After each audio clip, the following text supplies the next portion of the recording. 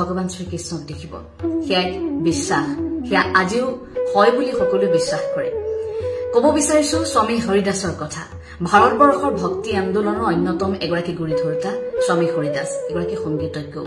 স্বামী হৰিদাসে যদিও জন্মগ্ৰহণ কৰিছিল আলিগড়ত কিন্তু ভগৱান শ্ৰীকৃষ্ণৰ ইমান ভক্ত আছিল যে স্বামী হৰিদাস নিধিবন এৰি থাকিব পৰা নাছিল গতিকে বৃন্দাবনৰ নিকুঞ্জ বনত স্থায়ীভাৱে থাকিবলৈ লৈছিল তাত স্বামী হৰিদাসে প্ৰতিদিনে ভজন গায় ভগৱান শ্ৰীকৃষ্ণ আৰু ৰাধাক তেওঁৰ দিব্য শক্তিয়ে তেওঁ সান্নিধ্য লাভ কৰিব বিচাৰিছিল স্বামী হৰিদাসে বহুবাৰ চেষ্টা কৰিছিল ভগৱান শ্ৰীকৃষ্ণ ৰাধাৰ দৰ্শনৰ বাবে অৱশেষত এটা দিন ভগৱান শ্ৰীকৃষ্ণ আৰু ৰাধা নিধিবনলৈ আহোঁতে স্বামী হৰিদাসৰ সেই ভজন শুনিলে তাৰ পাছত স্বামী হৰিদাসৰ কোলাতে দুয়োগৰাকী প্ৰকট হল লগে লগে সেইখিনি সময়টো নিধিবনৰ আপোনালোক সকলোৱে জানে শৃংগাৰ কৰিব লাগিব নিধিবনৰ ৰহস্যৰ কথা মই ইতিমধ্যে পূৰ্বতে কৈছো উল্লেখ কৰিছো আগৰ এটা বিশেষ ভিডিঅ'ত গতিকে আকৌ সেই কথাখিনি নকওঁ শৃংগাৰৰ কথাখিনিহে মই আৰম্ভ কৰিব বিচাৰিছো যেহেতু সন্ধ্যা হোৱাৰ লগে লগে শৃংগাৰ কৰা হয় ভগৱান শ্ৰীকৃষ্ণ আৰু ৰাধাক তেতিয়া স্বামী হৰিদাসে ভগৱান শ্ৰীকৃষ্ণক কৈছে যেহেতু মই সন্ন্যাসী মই আপোনাক শৃংগাৰ কৰিব পাৰিম প্ৰভু কিন্তু ৰাধা তেওঁতো মহিলা মই শৃংগাৰ কৰিবলৈ অকণমান অস্বস্তি বোধ কৰিছো 1625 চনৰ সময় এতিয়া ভগৱান শ্ৰীকৃষ্ণ আৰু ৰাধাই সেয়া বিশ্বাস আছে যে সেই মুহূৰ্তত স্বামী হৰিদাসৰ কোলাত এভাগ মূৰ্তি হৈ প্ৰকট হৈছিল সেই মূৰ্তি ভাগেই আছিল বাকী বিহাৰী মূৰ্তি সেই মূৰ্তি ভাগত ভগৱান শ্ৰীকৃষ্ণ আৰু ৰাধা একেলগে মিলি বেকা বাঁহী বজাই থকা এজন কৃষ্ণ যদি ভালকৈ চোৱা যায় তেন্তে তাত ৰাধাকো দেখিবলৈ পোৱা যায় সেই মূৰ্তি ভাগ বহুদিন বুকুত সাৱটি স্বামী হৰিদাস থাকিল পৰৱৰ্তী মুহূৰ্তত মন্দিৰক সেই মূৰ্তি ভাগ গতাই দিছিল মূৰ্তি ভাগ স্থাপন কৰি এটা মন্দিৰ তাত সজা হৈছে আৰু এটা দিন স্বামী হৰিদাসে নিজৰ কোঠাটোত দেখিছে যে বিছনাখনত এগৰাকী কণমানি শুই আছে কণমানিগৰাকী কাষতে এটা বাঁহী আছে আৰু কোলাত তুলি ল'বলৈ লওঁতে হঠাৎ কণমানিগৰাকী নোহোৱা হল কিন্তু বাঁহীটো তাতেই থাকিল পিছদিনা মন্দিৰলৈ গৈ দেখিছে বাঁহীটো সেই বেকা বিহাৰী যে সেই মূৰ্তি ভাগে বজাই থকা সেই বাঁহীটো নাই অৰ্থাৎ ভগৱান শ্ৰীকৃষ্ণই বজাই থকা সেই বাঁহীটো তাত নাই পুৱাৰ ভাগত যে স্বামী হৰিদাসে সেই শিশুটিক দেখিছিল শিশুটিয়ে যে এটি বাঁহী লৈ আছিল হাতত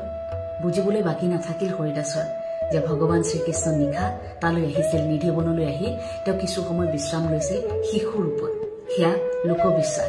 এয়া বাস্তৱ সত্য আৰু এটা কথা যে ভগৱান শ্ৰীকৃষ্ণৰ সেই মূৰ্তি ভাগলৈ যদি বহু সময় ধৰি কোনো লোকে চাই থাকে যদি দৃষ্টিশক্তিও ভগৱান শ্ৰীকৃষ্ণক পাব বিচাৰে তেন্তে পাব পাৰে সেয়াও কিন্তু সত্য এগৰাকী মহিলা এবাৰ তেওঁৰ স্বামীৰ সৈতে তালৈ গৈছিল উৰেটো নিশা ভগৱান শ্ৰীকৃষ্ণৰ সেই মূৰ্তি ভাগলৈ চাই আছে মূৰ্তি ভাগলৈ চাই চাই খুব কাতৰভাৱে বহুখিনি কথা কৈছে পিছদিনা পুৱা হোৱাৰ লগে লগে আহিবৰ সময়ত সেই মহিলাগৰাকী কাতৰভাৱে সেই মূৰ্তি ভাগলৈ চাই কৈছে যে প্ৰভু মই সংসাৰ ধৰ্ম পালন কৰিবৰ বাবেহে যাবলৈ ওলাইছো মোৰ আত্মাটো কিন্তু এতিয়াও আপোনাৰ কাষতে আছে এই কথাষাৰ কৈ মহিলাগৰাকী যাবলৈ ওলাইছে গৈ আছে তাৰ পিছত পূজাৰী যেতিয়া মন্দিৰলৈ সোমাইছে পূজা কৰিবলৈ পূজাৰীগৰাকী যেতিয়া সোমাইছে তেতিয়া পূজাৰীগৰাকী দেখিছে যে তাত সেই মূৰ্তি ভাগ নাই অৰ্থাৎ তেওঁ কিছু দূৰ গৈ থকা সেই মহিলাগৰাকীলৈ যেতিয়া চাইছে তাত দেখিছে যে মহিলাগৰাকীৰ পাছে পাছে এগৰাকী কণমানি খোজকাঢ়ি গৈ আছে সেয়াও বিশ্বাস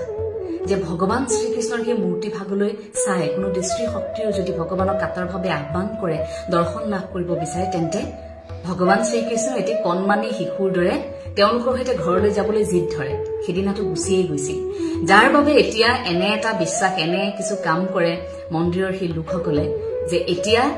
কোনো ভক্তই যদি ভগৱান শ্ৰীকৃষ্ণলৈ তেনেকৈ চাই থাকে 1 মিনিটৰ মূৰে মূৰে এতিয়া সকলো ভক্তৰ বাবে ব্যৱস্থা কৰে 1 মিনিটৰ মূৰে মূৰে সেই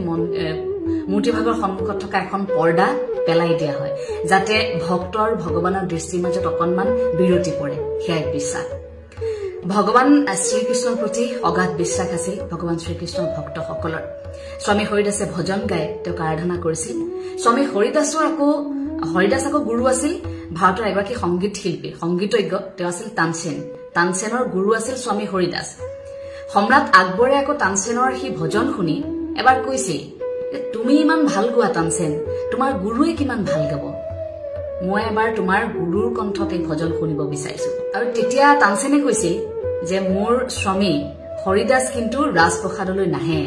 যদি আপুনি শুনিব বিচাৰিছে তেন্তে আপুনি নিধিবনলৈ যাব লাগিব কাৰণ কৃষ্ণ ভকতত নিমন্ত্ৰিত হৈ থকা ব্যক্তিগৰাকী ৰাজপ্ৰসাদলৈ আহিব নিবিচাৰিব নাহে কথামতে কাম আকবৰ গ'ল, সম্ৰাট আকবৰ দূৰৈৰ পৰা সম্ৰাট আকবৰে ইমান ভাল পালে সেই ভজন শুনি তেওঁ আপ্লুত হৈ আহিবৰ সময়ত স্বামী হৰিদাসক লগ কৰি এটা আতৰ উপহাৰ হিচাপে দিলে। ভগৱান শ্ৰীকৃষ্ণৰ ভক্তত নিমজ্জিত হৈ থকা স্বামী হৰিদাসে সেই আতৰ ললে, কিন্তু নিজে ব্যৱহাৰ নকৰিলে। নিজে ব্যৱহাৰ নকৰি বাকে বিহাৰী অৰ্থাৎ সেই মূৰ্তি ভাগত অকণমান অৰ্পণ কৰিলে। আৰু তাৰ পাছত সেয়াও এটা বিশ্বাস যে একাংশ লোকে এতিয়াও সেই ঠাইত বাকে বিহাৰীত এতিয়াও সেই আতৰ অকণমান হলেও দিয়ে। তেওঁলোকে বিশ্বাস কৰে যে সেই গুণটো হয়তো প্ৰভুৱে ভাল পায়। সেয়াই সত্য কথা। আজি জন্মাষ্টমীৰ শুভ ক্ষণত আপোনালোকলৈ আগবঢ়ালো বাস্তৱ কিছু কথা মোৰ শিক্ষাগুৰু অনিতা ডেকা বৰাৰ কলমেৰে। ধন্যবাদ।